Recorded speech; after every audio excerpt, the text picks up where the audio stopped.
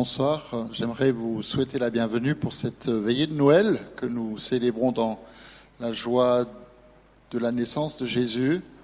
Alors je sais que vous nous regardez au travers des écrans interposés, ce n'est pas un problème, ni pour vous ni pour nous. En tout cas, c'est un privilège pour nous de pouvoir partager ce temps avec vous, de pouvoir aussi fêter la naissance du Sauveur avec tous ceux qui sont autour de vous, peut-être pour ce temps de culte, ce temps de veillée que nous voulons vivre ensemble. Il y a une excellente nouvelle, une très bonne nouvelle qui a été annoncée dans la nuit de Noël, c'est qu'aujourd'hui, dans la ville de David, il vous est né un Sauveur. Et c'est exactement ce que nous voulons ce soir proclamer ensemble. Il nous est né un Sauveur qui est le Christ, le Seigneur. Et il vient aussi pour rencontrer et habiter chez chacun d'entre nous et nous rencontrer, nous, dans nos vies. Nous allons commencer en chantant et on vous invite aussi à chanter avec nous « O du fröhliche, o du selige, gnadenbringende Weihnachtszeit ».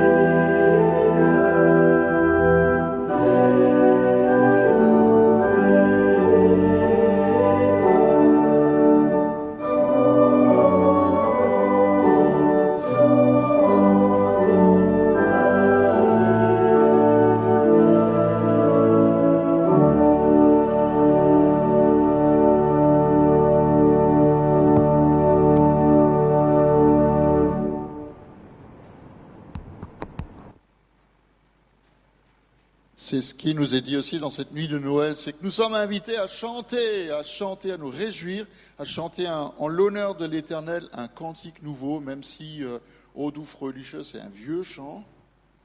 Chanter en l'honneur de l'Éternel un cantique nouveau, chanter en l'honneur de l'Éternel, habitant de toute la terre, chanter en l'honneur de l'Éternel, bénissez son nom, annoncez de jour en jour son salut, racontez sa gloire parmi les nations et ses merveilles parmi tous les peuples. Et la fin de ce psaume nous dit que le ciel se réjouisse, que la terre soit dans l'allégresse.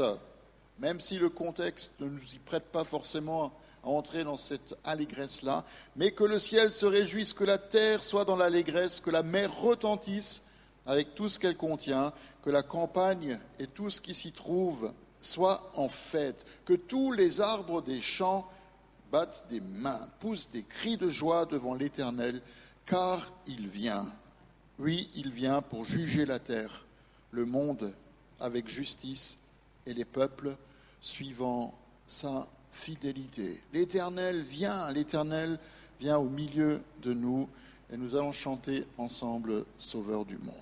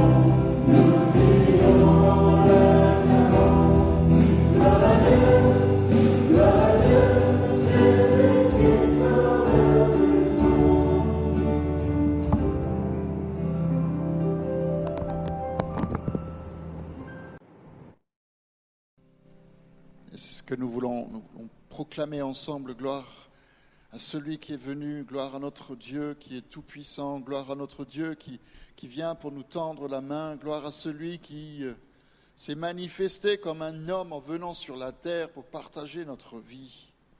Et nous louons ton nom, Seigneur, nous te disons merci de pouvoir malgré tout célébrer Noël ensemble, de pouvoir malgré les circonstances nous retrouver dans la joie, dans la paix, avec la force que tu nous donnes par ton esprit. Nous bénissons ton nom, Seigneur, parce que tu es là, présent au milieu de nous, là où nous sommes. Là où nous sommes. Et nous voulons te réserver cette place particulière en te souhaitant la bienvenue.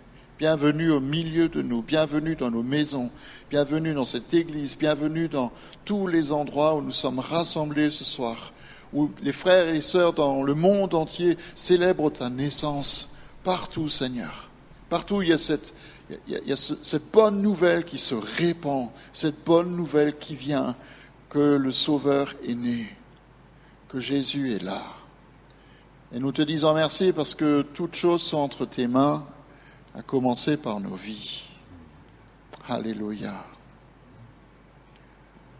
Le prophète Ésaïe nous dit, le peuple qui marchait, au chapitre 9, le peuple qui marchait dans les ténèbres a vu une grande lumière. Et sur ceux qui habitaient le pays de l'ombre de la mort, une lumière a brillé. Tu rends la nation nombreuse, tu augmentes sa joie. Elle se réjouit devant toi, comme on le fait au moment de la moisson, comme un jubilé. En effet, le fardeau qui pesait sur toi, il a été enlevé. Le gourdin qui frappait ton dos, le bâton qui frappait de celui qui l'opprimait, tu le brises, comme tu l'as fait déjà. Un enfant nous est né, un fils nous est donné, et la souveraineté reposera sur son épaule. On l'appellera merveilleux conseiller, Dieu puissant, Père éternel, Prince de la paix. Étendre la souveraineté, donner une paix sans fin au trône de David et à son royaume, l'affermir et le soutenir par le droit et par la justice, dès maintenant et pour toujours. Voilà ce que fera le zèle de l'Éternel, le Maître de l'univers.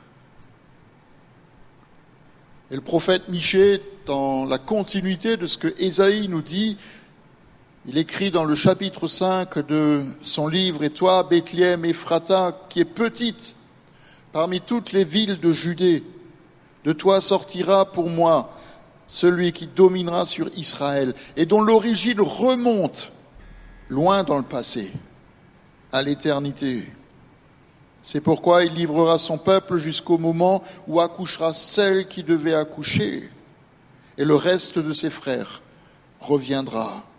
Il se présentera, il les conduira avec la force de l'Éternel, avec la majesté du nom de l'Éternel, son Dieu, et ils auront une habitation assurée, car sa grandeur sera reconnue jusqu'aux extrémités de la terre, et c'est lui qui ramènera la paix.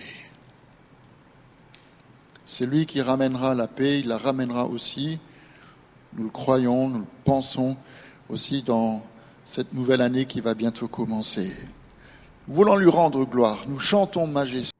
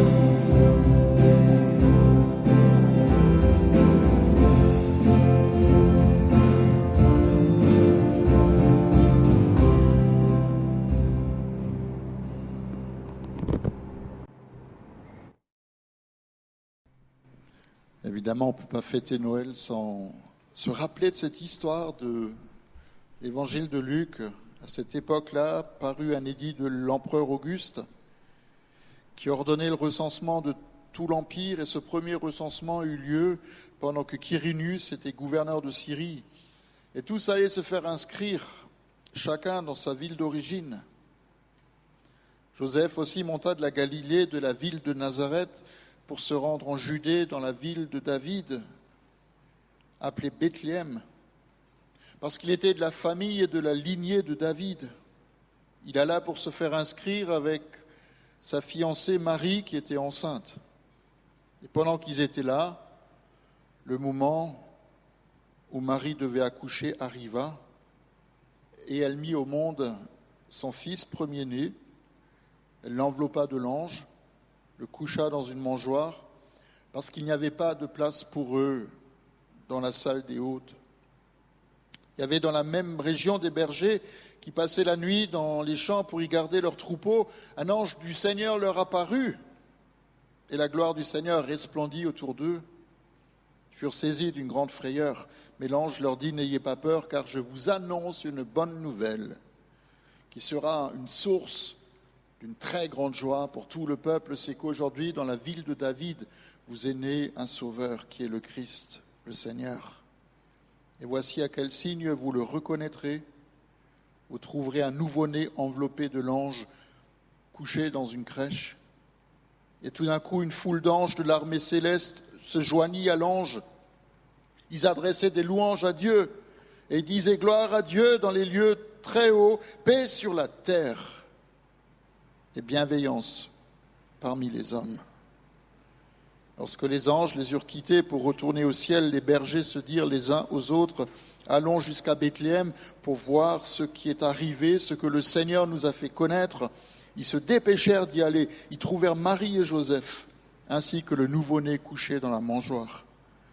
Après l'avoir vu, ils racontèrent ce qui leur avait été dit au sujet de ce petit enfant. Tous ceux qui entendirent les bergers furent étonnés de ce qu'il leur disait. Marie, elle, gardait le souvenir de ces choses et les méditait dans son cœur. Puis les bergers repartirent en célébrant la gloire de Dieu et en lui adressant des louanges à cause de tout ce qu'ils avaient entendu et vu et qui était conforme à ce qui leur avait été annoncé. Aujourd'hui, dans la ville de David, il vous est né un sauveur qui est le Christ, le Seigneur. C'est extraordinaire. Jésus vient pour nous sauver. Jésus vient pour relever le faible. Jésus vient pour nous aider, nous tendre la main et nous faire du bien.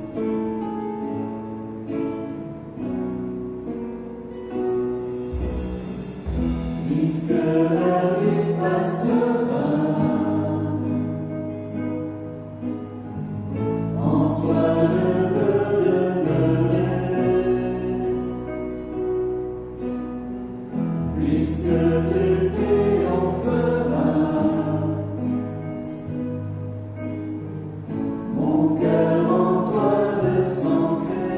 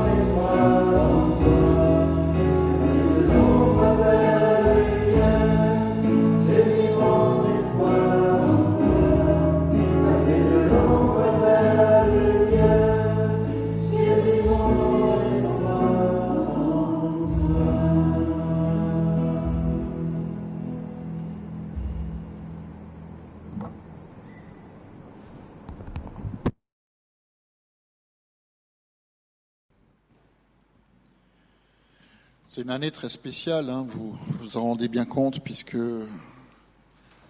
les circonstances font que normalement nous ne devrions pas être très nombreux autour de notre table de fête, mais en réalité, ça ne va pas nous empêcher d'être dans la reconnaissance et dans la joie de pouvoir être ensemble, de pouvoir aussi partager ce temps avec celui qui est venu au milieu de nous, et partager ce temps-là aussi avec nos bien-aimés. Vous savez, les gens aiment bien voyager. On est un peu dans les restrictions de déplacement. Or, heureusement qu'aujourd'hui, ce n'est pas tout à fait le cas. Mais les gens aiment bien voyager. Mais à part ceux qui ont pas trop d'attache familiale ou alors qui cherchent le soleil pour Noël, on aime bien se retrouver en famille pour fêter. C'est un besoin. C'est sans doute un besoin aussi chez beaucoup d'entre vous, parce qu'on retrouve dans cette nuit de Noël une espèce d'ambiance un peu particulière qu'on a du mal à exprimer avec des mots. C'est comme si, après l'hiver, on retrouve la chaleur, on retrouve cette joie, on retrouve cette simplicité qu'on a connue peut-être étant enfant. Retrouver ses racines, quelque part retrouver son identité, se sentir à nouveau chez soi, se retrouver avec ceux qu'on aime, qui sont importants pour nous. Et je sais que pour certains, c'est particulièrement difficile parce qu'ils ont peut-être perdu un être cher.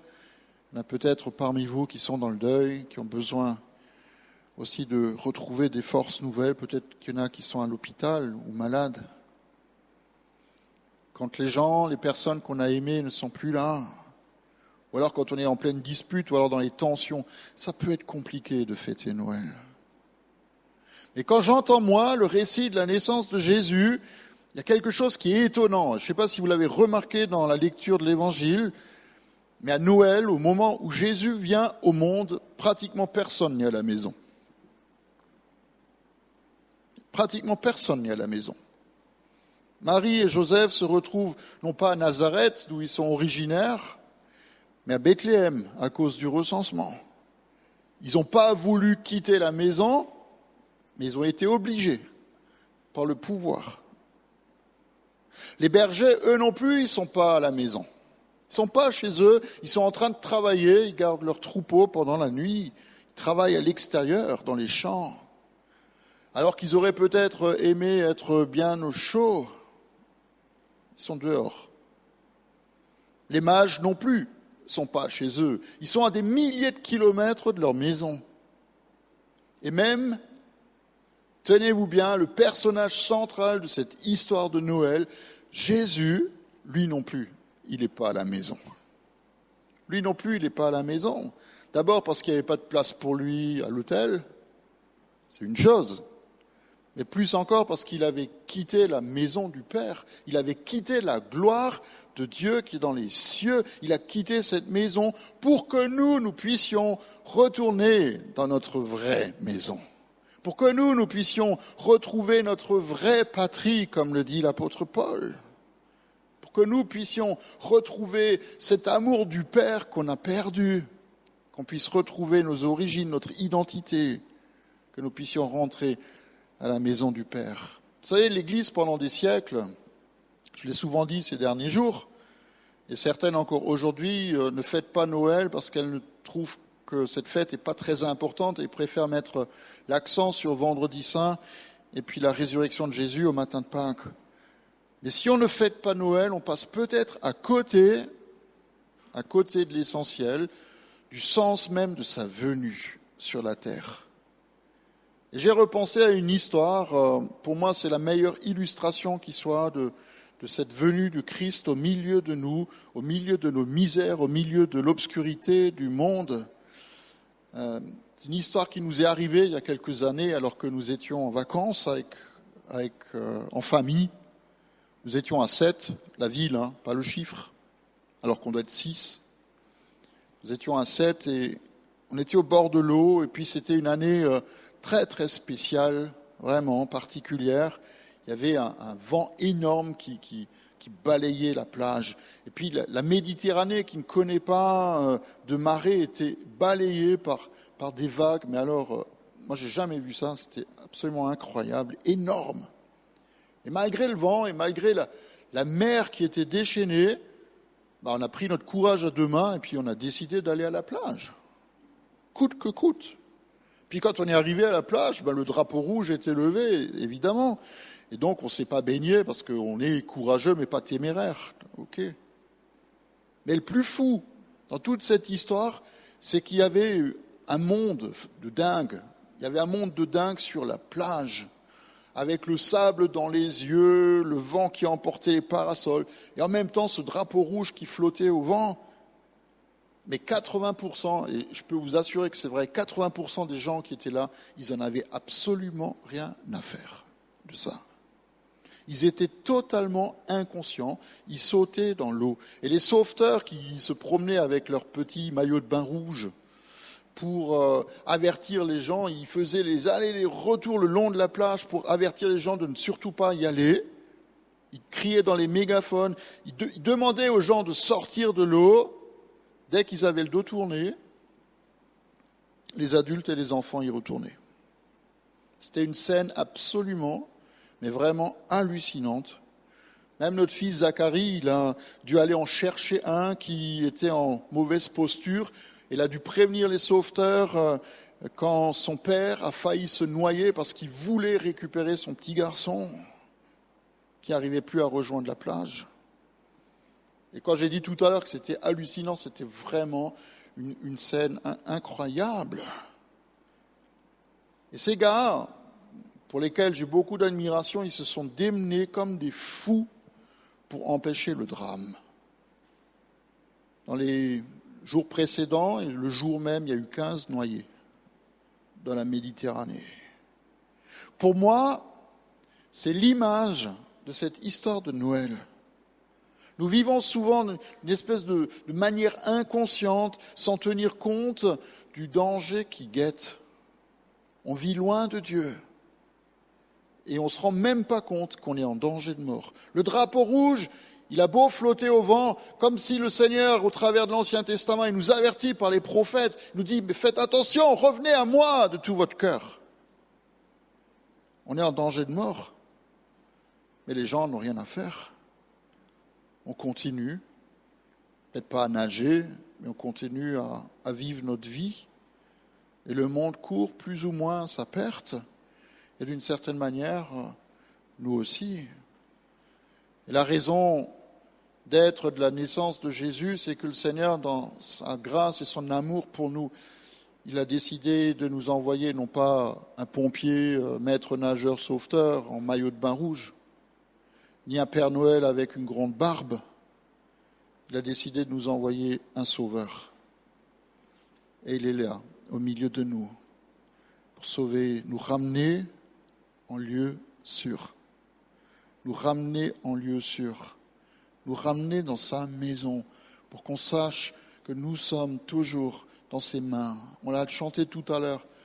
Le Père, il nous console, il nous prend dans ses bras. C'est exactement ce qu'il a envie de faire pour chacun d'entre nous, nous prendre dans ses bras pour nous accorder ce qui nous manque aujourd'hui. Moi, je prie que le Seigneur, il continue de frapper à la porte, non pas de votre maison, encore que la maison de votre cœur, c'est important, mais qu'il frappe à la porte de votre vie pour que, en frappant, vous le laissiez entrer et vous faire du bien. Sauver votre vie. Amen. Je te dis merci Seigneur parce que tu es venu au milieu de nous comme, non pas un sauveteur, mais comme le sauveur. Comme le sauveur. Et c'est extraordinaire parce que ton œuvre de salut, tu ne l'as pas arrêtée il y a 2000 ans. Tu n'es pas juste né, puis tu es mort sur une croix, et puis tu es ressuscité, puis tu es monté au ciel, et tu restes maintenant à la droite du Père, et puis nous on se débrouille tout seul. Non, tu continues encore ton œuvre de salut. Tu continues à arpenter les plages de nos vies, tu continues à arpenter nos vies de long en large pour nous attirer encore à toi, pour nous dire faites attention, revenez à moi. Faites attention, revenez à moi parce que moi j'ai le meilleur pour vous. Avec moi vous serez en sécurité, avec moi vous serez bien. Alors nous te rendons grâce Seigneur et nous prions que ton Esprit Saint vienne encore sur nous pour nous attirer à toi, pour nous ramener auprès de toi et pour nous aider à rentrer dans notre vraie maison. Amen. On va chanter ensemble le prochain chant. Et le prochain chant, c'est, je vais vous le dire tout de suite, c'est « Au peuple fidèle ».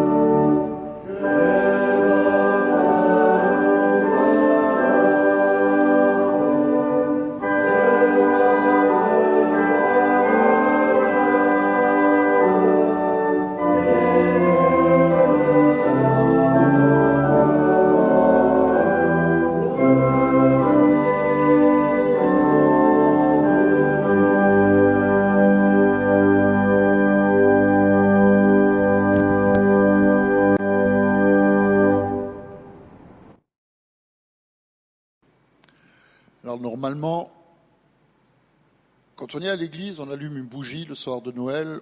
Alors, c'est compliqué pour nous de le faire, évidemment, peut-être chez soi à la maison, mais si vous avez envie de le faire, vous êtes invité à peut-être prendre une bougie et puis à la poser au bord de votre fenêtre pour que la lumière vienne éclairer aussi vos ténèbres. Je voulais simplement vous dire que demain, le 25 décembre, le jour de Noël, nous aurons culte, en tout cas dans notre paroisse. Puis vous êtes évidemment les bienvenus, mais pas trop nombreux, mais les bienvenus quand même. Et puis vous dire aussi qu'on se réjouit de pouvoir nous confier entre les mains du Seigneur, pas seulement pour ce temps de fête, mais aussi pour la nouvelle année qui va bientôt commencer. Alors on vous souhaite de passer un temps agréable, béni, dans la joie, dans la paix, dans la reconnaissance, dans l'action de grâce, aussi ce soir avec tous les vôtres. Et puis, on vous donne rendez-vous demain. Et puis, à bientôt aussi sur notre chaîne YouTube, Église protestante de Diemringen. Et on ne peut pas fêter Noël sans terminer par le Schlaver, le cantique de ce jour de Noël, c'est Stille Nacht, douce nuit. Et on vous invite donc aussi à l'entonner avec nous. Avant de le faire, nous allons prier ensemble.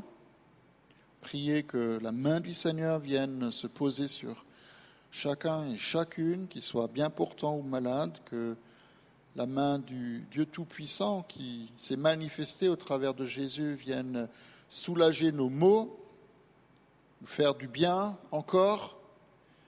Et puis que dans cette nuit de Noël, il nous soit donné de tourner encore notre visage vers lui et nos cœurs vers lui.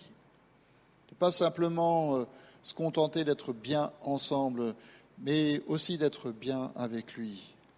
Et nous voulons terminer par prier comme lui-même il nous a appris à le faire en nous remettant entre ses mains.